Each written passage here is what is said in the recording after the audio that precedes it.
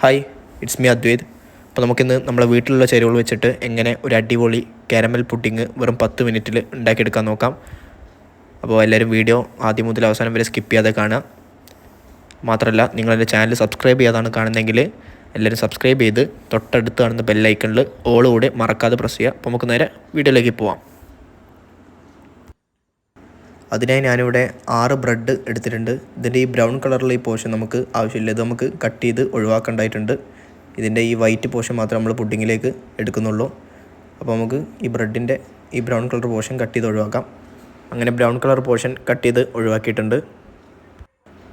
ഇനി നമുക്കിത് വേറൊരു പാത്രത്തിലേക്ക് മാറ്റാം. ഇതിലേക്ക് നമുക്കൊരു 3 മുട്ട പൊട്ടിച്ച് ഒഴിക്കേണ്ടതായിട്ടുണ്ട്. ഞാനിവിടെ ഒരു 3 മുട്ട ഇതിലേക്ക് പൊട്ടിച്ചൊഴിക്കുകയാണ്.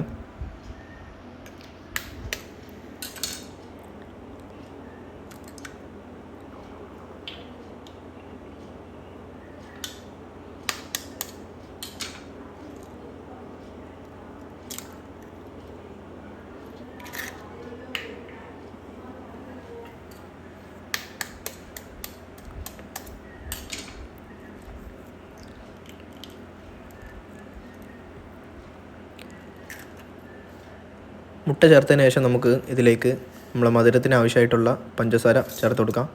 ഞാനൊരു 3 ടേബിൾ സ്പൂൺ പഞ്ചസാരയാണ് ചേർത്ത് കൊടുക്കുന്നത്. അതിനുശേഷം നമുക്ക് ഒരു 1/2 കപ്പ് പാലാണ് ആവശ്യമുള്ളത്. റൂം ടെമ്പറേച്ചറുള്ള പാല് എടുക്കാൻ പ്രത്യേകം ശ്രദ്ധിക്കുക. പാല് ചേർത്ത് കൊടുത്തിട്ടുണ്ട്. ഇനി നമുക്ക് ഇതൊരു മിക്സിയുടെ ജാറിലേക്ക് ഇട്ട് നന്നായി ഒന്ന് ബ്ലെൻഡ് ചെയ്തെടുക്കാം. ശ്രദ്ധിക്കുക, വീഡിയോയിൽ പെട്ടെന്ന് മനസ്സിലാവാൻ വേണ്ടിയിട്ടാണ് ഞാൻ ഇങ്ങനെ സെപ്പറേറ്റ് ഒരു പാത്രത്തിലിട്ടിട്ട് മിക്സ് ചെയ്ത് നിങ്ങളെ കാണിച്ചത്. നിങ്ങൾക്കിത് സെപ്പറേറ്റ് മിക്സിയുടെ ജാറിലിട്ട് ബ്ലെൻഡ് ചെയ്തെടുത്താലും മതി. ഇനി നമുക്കിത് നന്നായി ഒന്ന് ബ്ലെൻഡ് ചെയ്തെടുക്കാം. ഇനി നമുക്ക് ഒരു പാൻ ചൂടാക്കാൻ വെച്ച് ഇതിൽ കുറച്ച് പഞ്ചസാര കാരമലൈസ് ചെയ്തെടുക്കേണ്ടതുണ്ട്. പാൻ ചൂടായി വന്നിട്ടുണ്ട്. ഞാൻ അതിൽ പഞ്ചസാര ചേർത്ത് കൊടുത്തിട്ടുണ്ട്. നമുക്ക് പഞ്ചസാര ഒന്ന് നിരത്തി കൊടുക്കാം. ഒരു 3 ടേബിൾ സ്പൂൺ പഞ്ചസാരയാണ് എടുത്തിരിക്കുന്നത്. ഇതിലേക്ക് നമുക്ക് കുറച്ച് വെള്ളം, ഒരു 2 ടേബിൾ സ്പൂൺ വെള്ളം ചേർത്ത് ഒന്ന് പഞ്ചസാര അലിയാൻ പാകത്തിന് മിക്സ് ചെയ്ത് കൊടുക്കാം. പഞ്ചസാര കരിഞ്ഞു പോകാതെ പ്രത്യേകം ശ്രദ്ധിക്കണം. കരിഞ്ഞു കഴിഞ്ഞാൽ നമ്മുടെ പുഡിങ്ങിൻ്റെ ടേസ്റ്റ് ആകെ മാറിപ്പോവും. അതുകൊണ്ട് ഇത് വളരെ ശ്രദ്ധിച്ച് ചെയ്യുക. നമുക്കൊരു ലൈറ്റ് ബ്രൗൺ കളറാവുന്ന വരെ ഇതേപോലെ ഇളക്കി കൊണ്ട് വെക്കാം. ഇപ്പോൾ ഏകദേശം ഒരു ലൈറ്റ് ബ്രൗൺ കളറായി വന്നിട്ടുണ്ട്. ഇനി നമുക്കിത് നമ്മുടെ പുഡിങ് ഉണ്ടാക്കാൻ പോകുന്ന മൗൾഡിലേക്ക് ചേർത്ത് കൊടുക്കാം. നമ്മുടെ കാരമലൈസ് ചെയ്ത പഞ്ചസാര ചേർത്ത് കൊടുത്തതിന് ശേഷം ഇതേപോലെ എല്ലായിടത്തേക്കും ഒന്ന് സ്പ്രെഡാക്കി കൊടുക്കുക. അതിനുശേഷം നമ്മൾ നേരത്തെ ബ്ലെൻഡ് ചെയ്ത് വെച്ച നമ്മുടെ പുഡിങ്ങിൻ്റെ മിക്സ് ഇതിലേക്ക് ചേർത്ത് കൊടുക്കാം.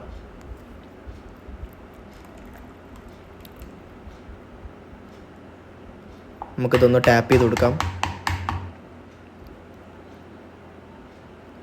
ഇനി ഞാനിവിടെ ഇത് സ്റ്റീം ചെയ്തെടുക്കാൻ വേണ്ടി ഒരു ബിരിയാണി പോട്ടാണ് എടുത്തിരിക്കുന്നത്. നിങ്ങളടുത്ത് കുക്കറാണെങ്കിലും കുഴപ്പമൊന്നുമില്ല. ഇതിൽ കുറച്ച് വെള്ളം ചൂടാൻ വെച്ചിട്ടുണ്ട്. ഇതിലേക്ക് നമ്മുടെ പാത്രങ്ങളൊക്കെ വെക്കുന്ന ഒരു തട്ട് വെച്ച് കൊടുത്തിട്ടുണ്ട്. ഇതിന് മേലെയാണ് നമ്മൾ നമ്മുടെ മോൾഡ് വെക്കാൻ പോകുന്നത്. ഇതിന് പകരം പഴയ ഏതെങ്കിലും പാത്രത്തിൻ്റെ അടപ്പായാലും മതി. ഇനി നമുക്ക് വെള്ളം ചൂടായി വന്നിട്ടുണ്ട്. ഇത് പതുക്കെ ഇറക്കി കൊടുക്കാം. നമ്മുടെ മിക്സ് ശരിയാതെ നോക്കണം. ഇപ്പോൾ കറക്റ്റ് പാകത്തിനുള്ള തട്ടാണ് നമ്മൾ വെച്ചിരിക്കുന്നത്. കറക്റ്റ് മിഡിലിൽ നമ്മൾ വെച്ചിട്ടുണ്ട്.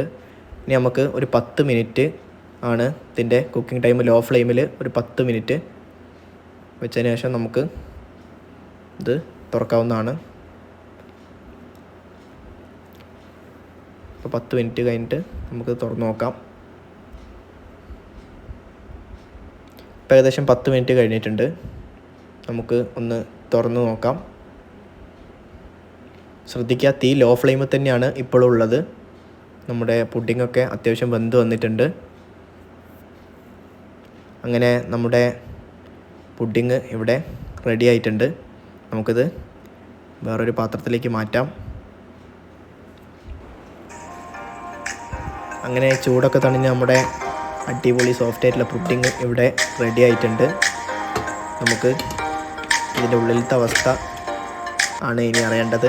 നമുക്കൊരു പാത്രം വെച്ചത് തിരിച്ച് നോക്കാം എന്താണ് സംഭവം, വെന്തിട്ടുണ്ടോ എന്നുള്ളതൊക്കെ വാവ്, അടിപൊളി.